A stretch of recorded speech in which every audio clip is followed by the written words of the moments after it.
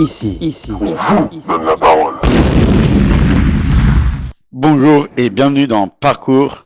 Aujourd'hui, nous nous retrouvons pour une émission spéciale, la dernière interview politique avant le premier tour des élections municipales.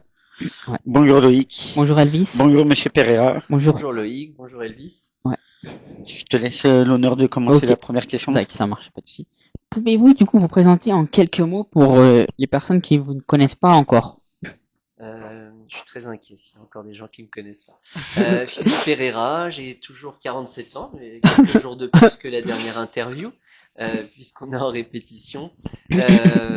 Nogentais, papa de 2 enfants. Je suis chef d'entreprise à Nogent depuis un certain nombre d'années. Je suis également élu depuis un certain nombre d'années et particulièrement là depuis quelques mois, je suis candidat aux élections municipales qui se dérouleront dans un peu plus d'une semaine.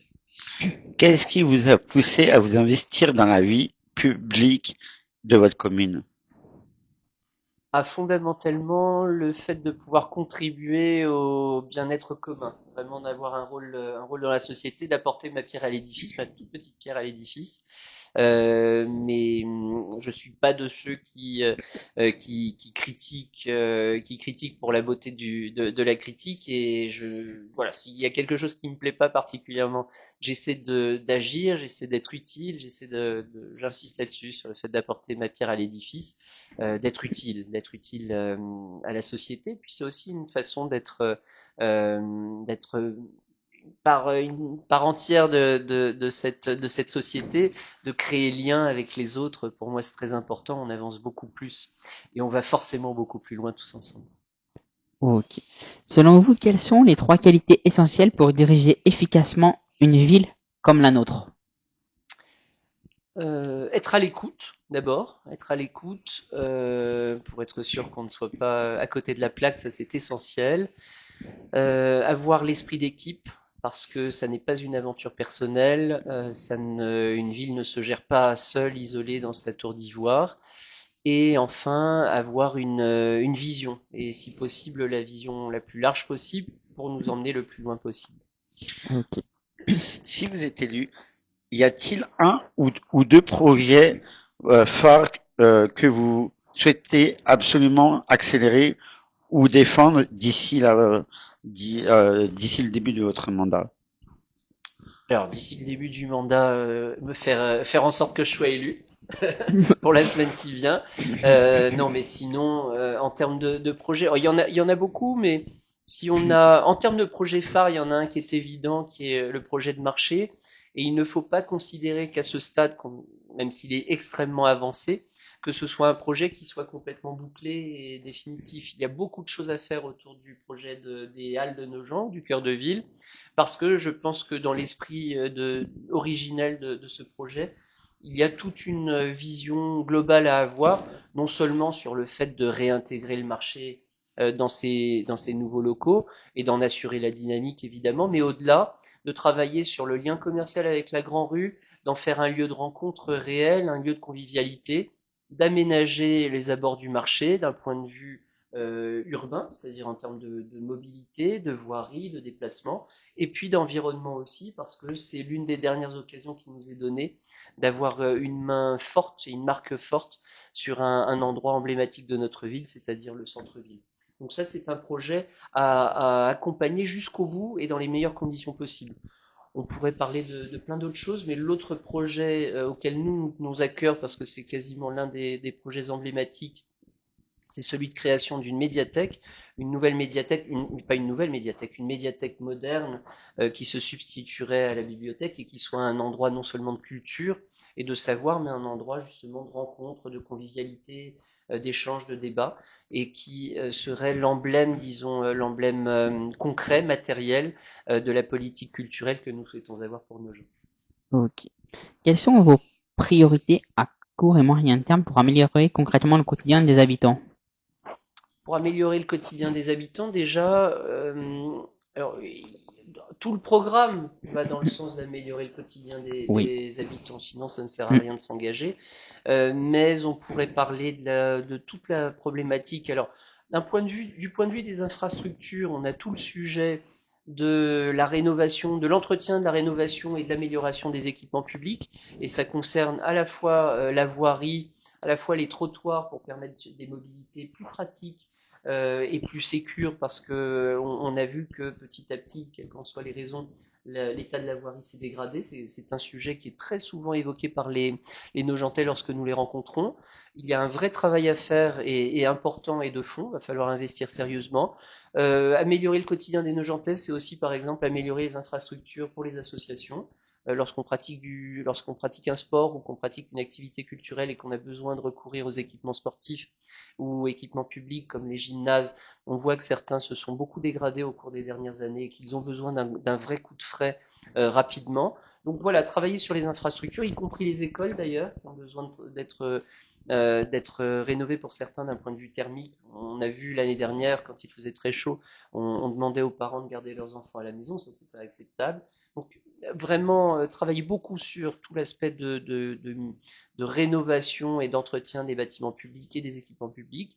Au-delà, il y a toute la thématique et toute la problématique de l'accompagnement de la population en matière de services publics, évidemment, de services administratifs, mais de lien social qui peut passer par la qualité du commerce et le dynamisme du commerce ou de la vie culturelle pour faire en sorte que la vie en commun à nos gens soit une réalité, soit une réalité agréable, qu'on soit vraiment pas les uns côte à côte, mais qu'on soit ensemble, qu'on fasse sens et qu'on fasse corps tous ensemble.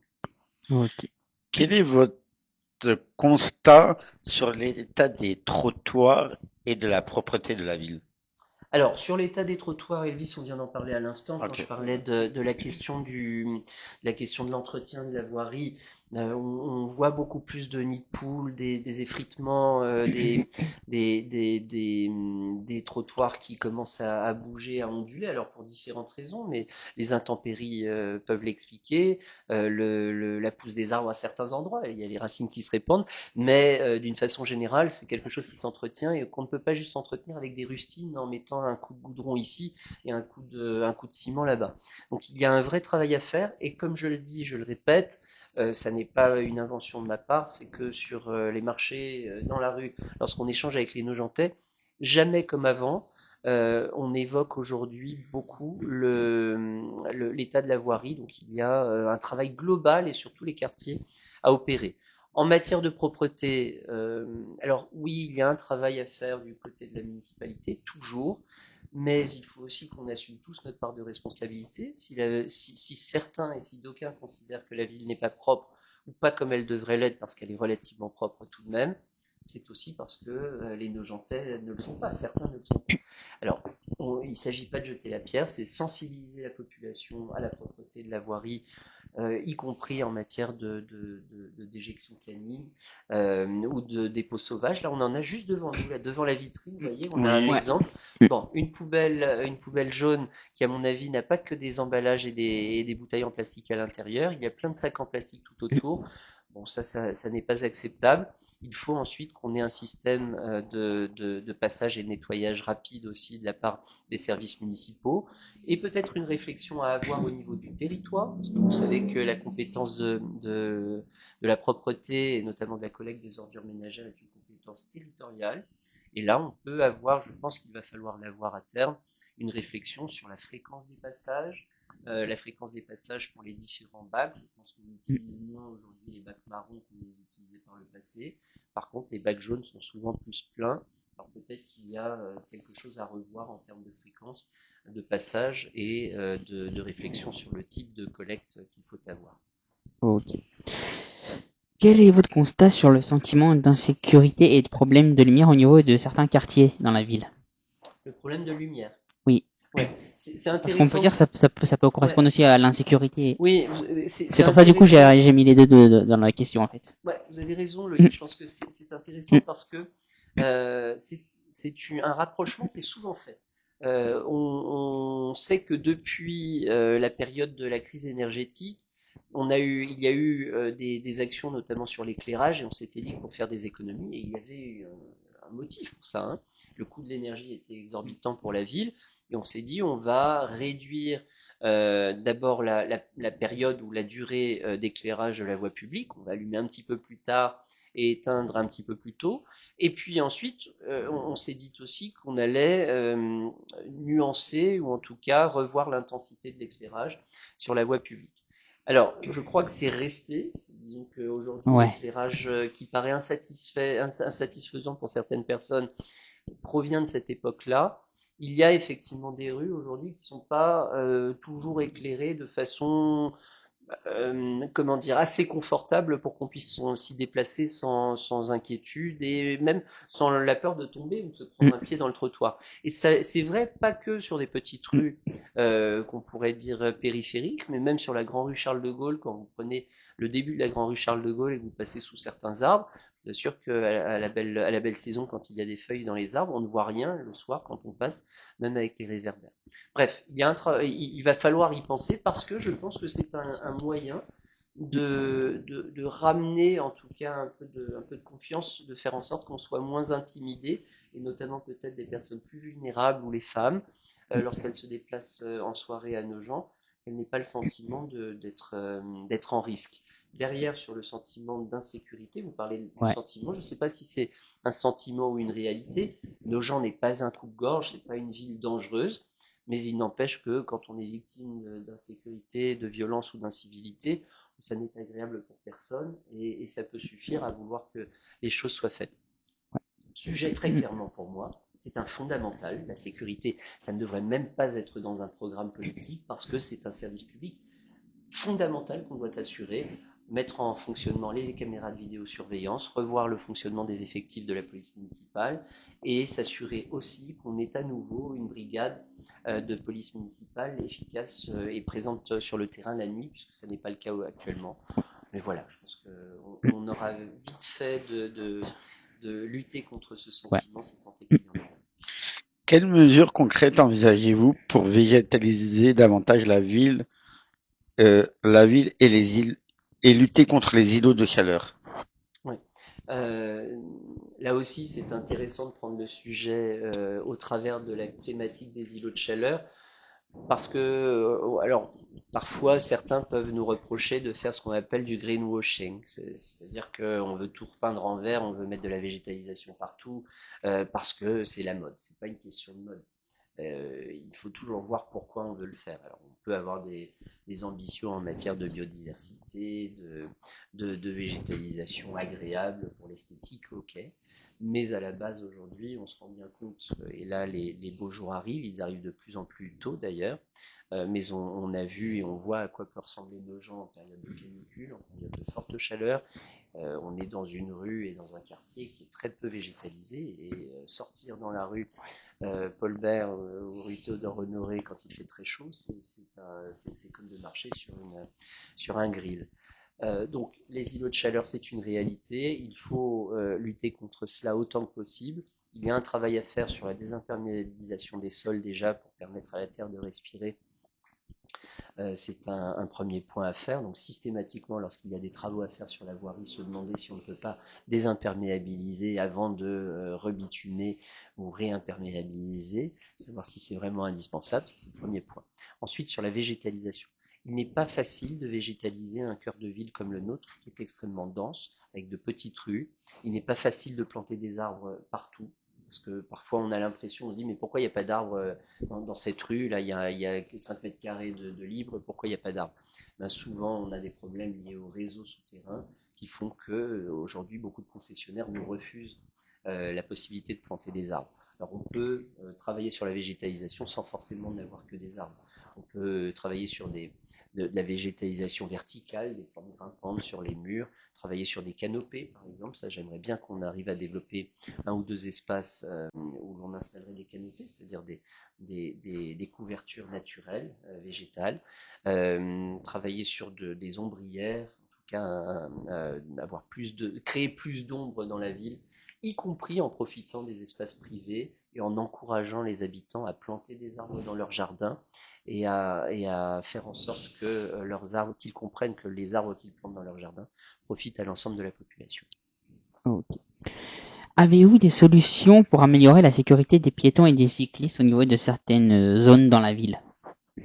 Oui, bien sûr. Alors déjà, travailler, vous me demandiez tout à l'heure des mesures pas d'urgence, mais prioritaire. Travailler sur le plan de mobilité à Nogent est une urgence aujourd'hui. Là aussi, c'est pas une question de mode, c'est juste parce que malheureusement sur les dernières années, on n'a pas réussi. Euh, et je ne porte pas de jugement, mais on n'a pas réussi du tout à travailler sur la thématique des mobilités à Nogent. On a toujours commencé, on n'a jamais fini, et aujourd'hui Nogent est un point noir dans l'ensemble du territoire et à l'est de Paris. On n'a pas de continuité cyclable entre Vincennes et le Perreux. On n'a pas d'aménagement adapté en centre-ville pour les cyclistes ou pour les circulations douces, circulations actives, on dit aujourd'hui. Donc, travailler sur le plan de mobilité très rapidement et dans les 6 mois, il faut mettre en œuvre quelque chose, parce qu'on a déjà beaucoup d'éléments de travail et de réflexion. Mais à la base, avant même de parler des circulations des 2 roues, on a toute la problématique de la circulation piétonne qui doit être notre priorité. J'en parlais tout à l'heure, il y a un vrai sujet là-dessus.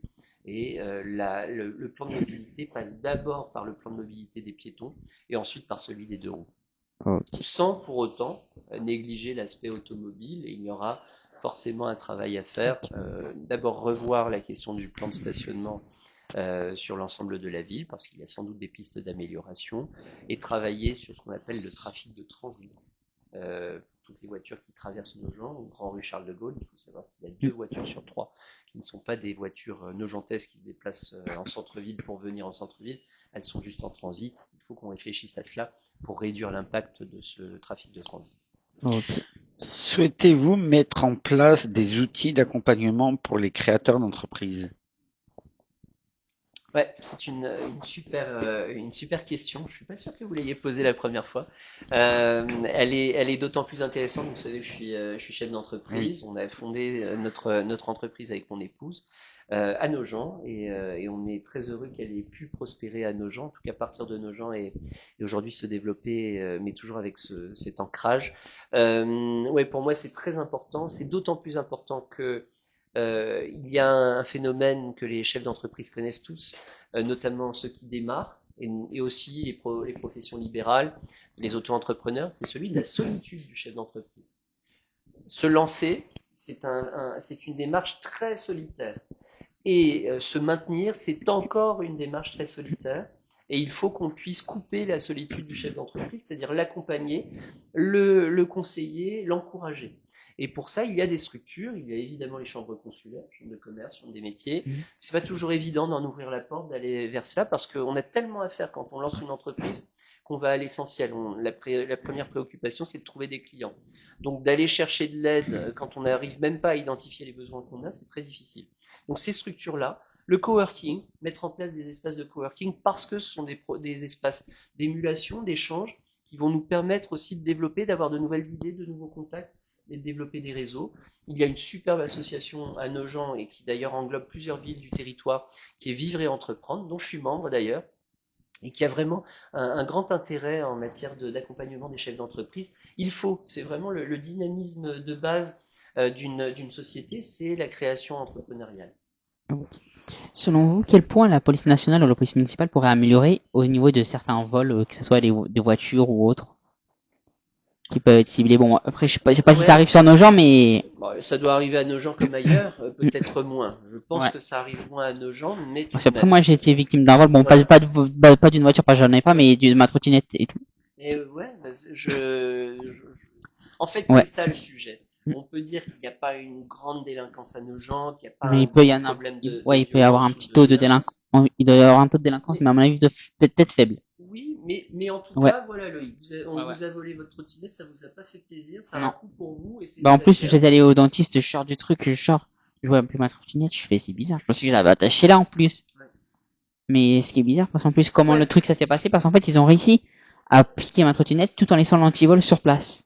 Ah non, mais ça, ils savent faire. Ils savent faire. Non, mais ce que je veux dire, Ouais, c'est que j'insiste sur le fait qu'il ne faut pas négliger cet aspect-là. Non, ouais. Mais comme je le disais tout à l'heure, c'est un service fondamental que la ville doit rendre, c'est Ouais. celle de faire en sorte qu'on se sente en sécurité. Alors, le sujet, c'est comment on prévient, comment on fait en sorte que ces choses n'arrivent pas. On a, de mon point de vue, deux, trois pistes assez naturelles à exploiter, mais qu'il ne faut pas négliger, en tout cas qu'il faut assurer sérieusement et avec efficacité. La première, c'est la proximité.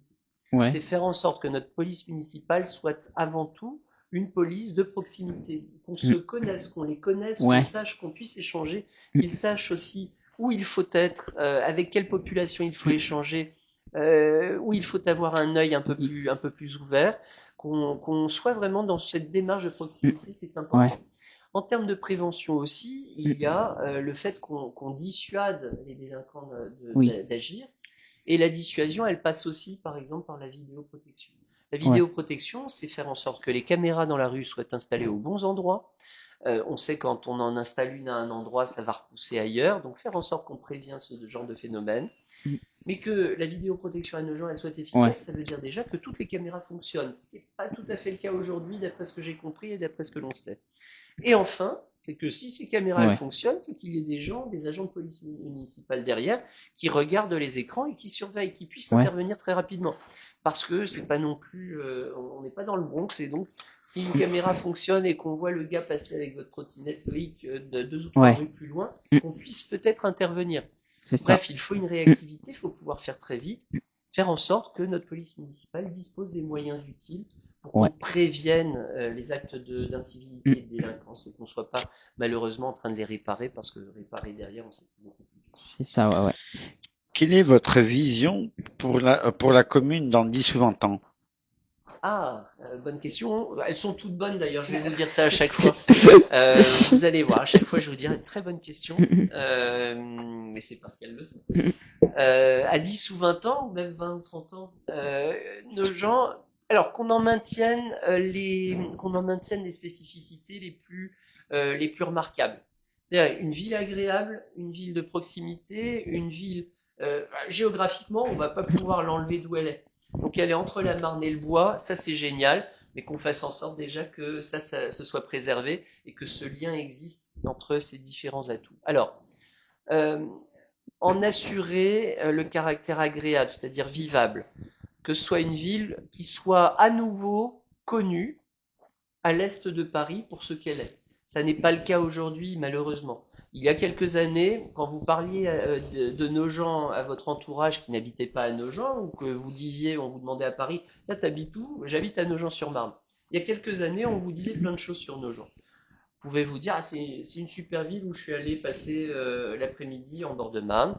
C'est la ville du pavillon Baltard où il y a des émissions de télé. Aujourd'hui, il n'y en a plus, il n'y a plus rien.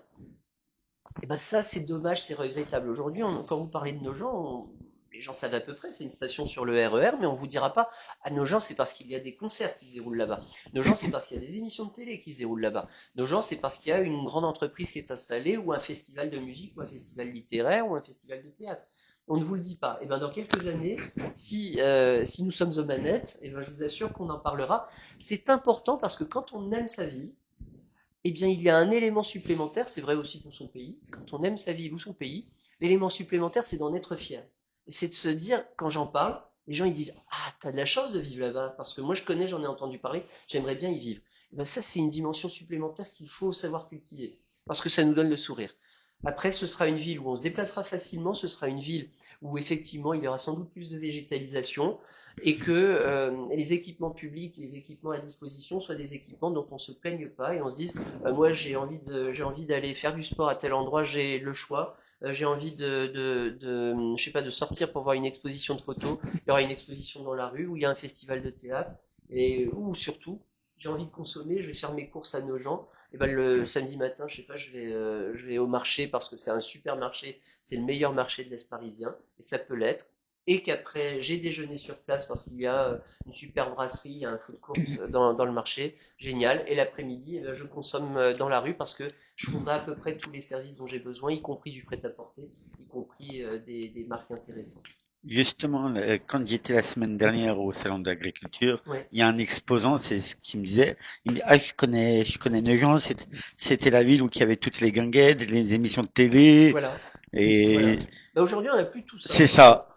Alors, je sais pas s'il faut à nouveau les guinguettes, je sais pas si c'est la fête du petit vin blanc. On peut refaire des choses de notre époque, Oui. d'accord? Mais en tout cas, ce que disent les gens, et on le voit chaque fois qu'il y a une animation qui est organisée en centre-ville, enfin en centre-ville, dans la ville. D'ailleurs, ça c'est un problème. Il ne faut pas que toutes les animations soient uniquement concentrées sur le centre-ville. Il faut qu'elles puissent s'exporter sur d'autres quartiers parce qu'il n'y a pas de raison. Mais quand il y a des animations à Nogent, il y a du monde qui participe à ces animations maintenant. Donc, on voit bien qu'on a envie de sortir, on a envie de se retrouver, on a envie de passer du bon temps ensemble, de se croiser, de croiser ses amis, d'y aller avec ses amis, puis de croiser des copains ou des voisins ou les parents des camarades de vos enfants qui sont à l'école. Voilà, ça c'est important, ce lien social. Il y a quelques temps, il y a quelques années, c'était quelque chose de naturel dans des villes comme les nôtres parce qu'elles étaient petites et conviviales. Aujourd'hui, ça s'est un peu perdu, mais je ne pense pas que les gens n'en veuillent plus. Je crois qu'on apprécierait encore que ce lien social existe, soit cultivé, et c'est peut-être le rôle fondamental d'une ville, d'une municipalité.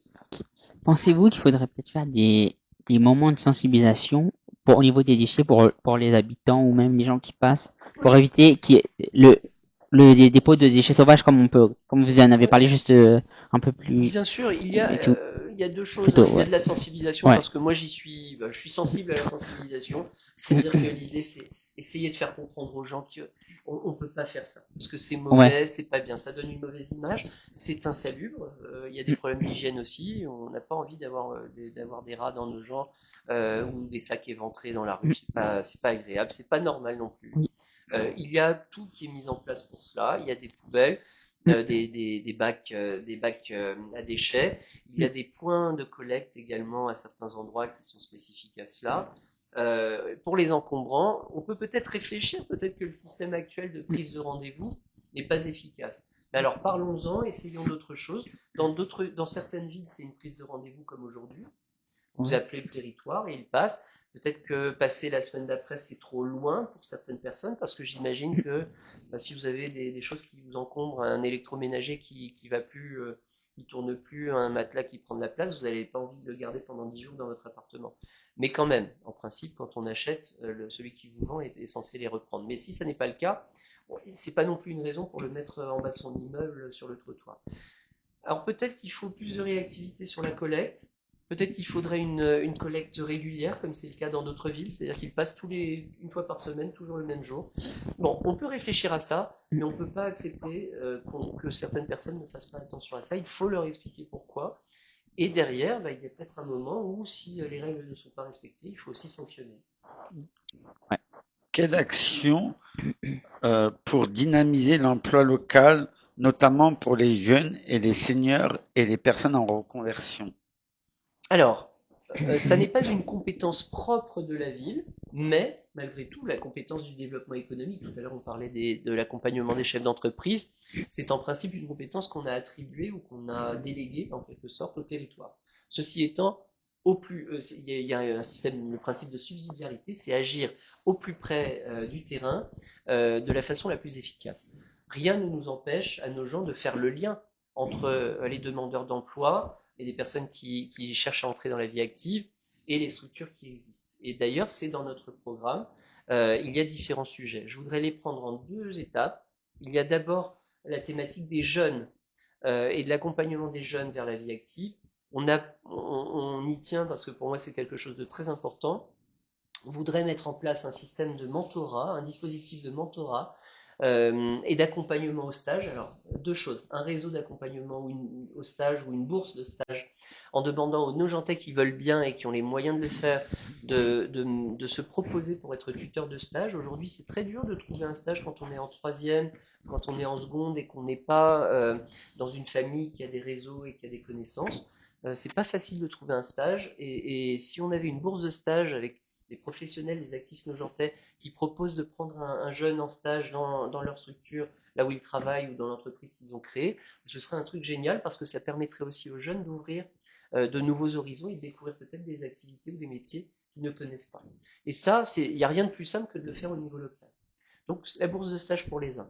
Pour des jeunes un peu plus âgés, on peut passer à l'alternance ou au début du travail, avoir des systèmes de mentorat. De la même façon, mettre en place un lien, en tout cas une interaction entre des gens qui sont dans la vie active, peut-être des seniors d'ailleurs, et des jeunes qui s'interrogent ou qui ont des projets mais qui ne savent pas comment découvrir tel ou tel métier, eh bien qu'on puisse les accompagner dans ce sens-là et le créer vraiment au fondamental du lien social, du lien territorial et municipal. Donc ça, disons, du point de vue des jeunes. Pour les demandeurs d'emploi, et notamment pour ceux qui pourraient avoir plus de mal à chercher par eux-mêmes.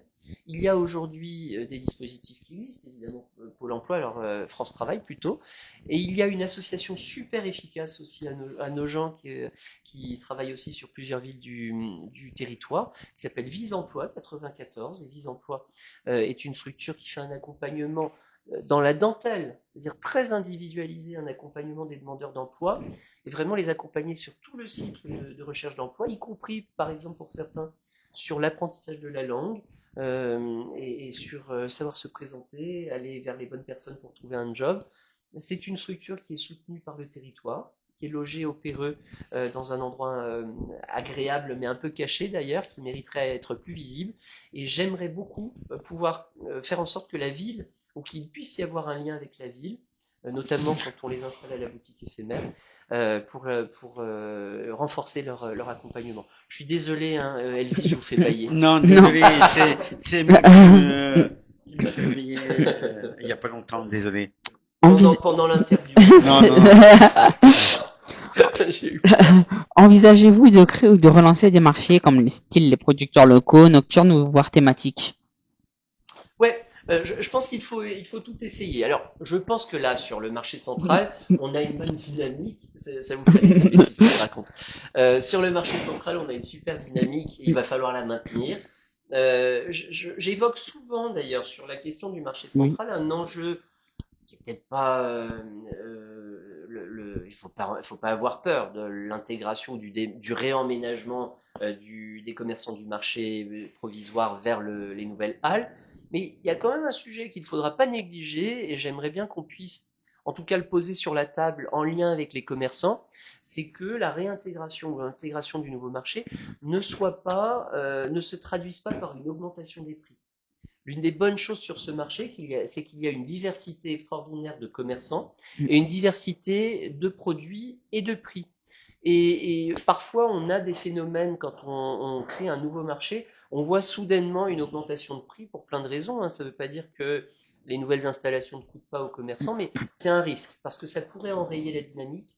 Donc ça, il faut qu'on y travaille, peut-être sur une charte de bonne pratique, disons un engagement des commerçants à faire attention à ces aspects-là, dans une bonne entente. Bon, je ferme la parenthèse de cet aspect-là.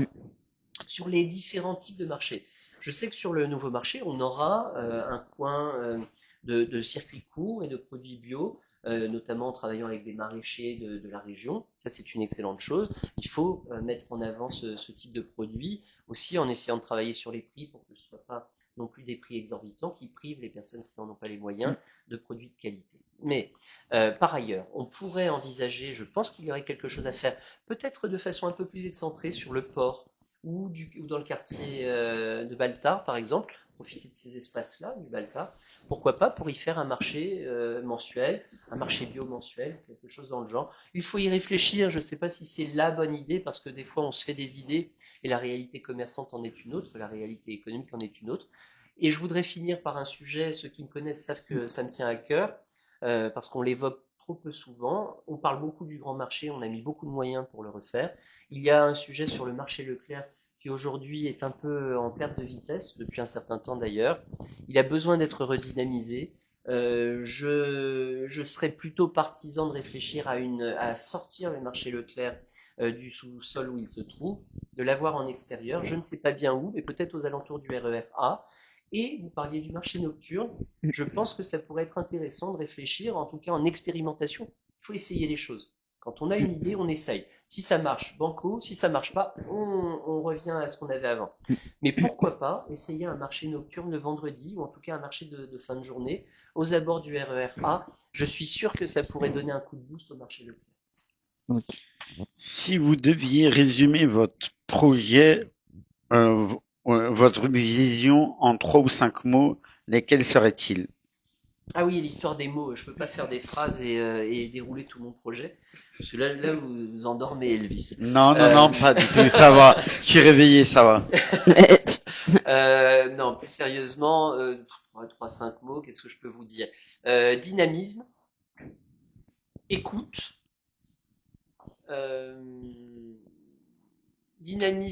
échange ou dialogue. Et cinquième, qu'est-ce que je peux vous dire? Solidarité. D'accord. Ok. Est-ce que tu aurais d'autres questions, Loïc? Non, moi, ça me semble juste. On Toi, a t'as fait, peut-être quelque on- chose, ouais. Qu'est-ce Ou à- qui vous semble Ou à moins que, juste Tout ce Franck, j'ai t'as dit. quelque chose à dire, toi, derrière? Une question, peut-être? Parce que je sais pas, depuis tout à l'heure, je te voyais un petit peu essayer de vouloir interagir, donc si t'as quelque chose à dire, tu peux venir, hein. Non, on a- Franck, c'est la troisième partie du trio. En fait. Oui, Un oui, peu, oui. c'est ça, ouais. Voilà. On a fait le tour des questions. Ouais, bah, c'est ça. Merci, Monsieur Pereira, d'avoir Ouais. répondu présent à l'invitation. Merci messieurs, Ouais. merci beaucoup. Merci à toi, Ouais. Loïc. Ouais. Est-ce Mais- que c'était bien branché? Oui. Ouf. Oui, oui, là, Mais- c'est bien mais- bon, ouais. Merci à Alibi Montana et Majid Lebar. Ouais. Et n'oubliez pas de vous abonner à la chaîne Artop TV. Et d'aller voter le 15 Ouais. mars. Et merci à toi, Franck, pour être là, pour gérer la caméra. Et merci à Franck. Rouge.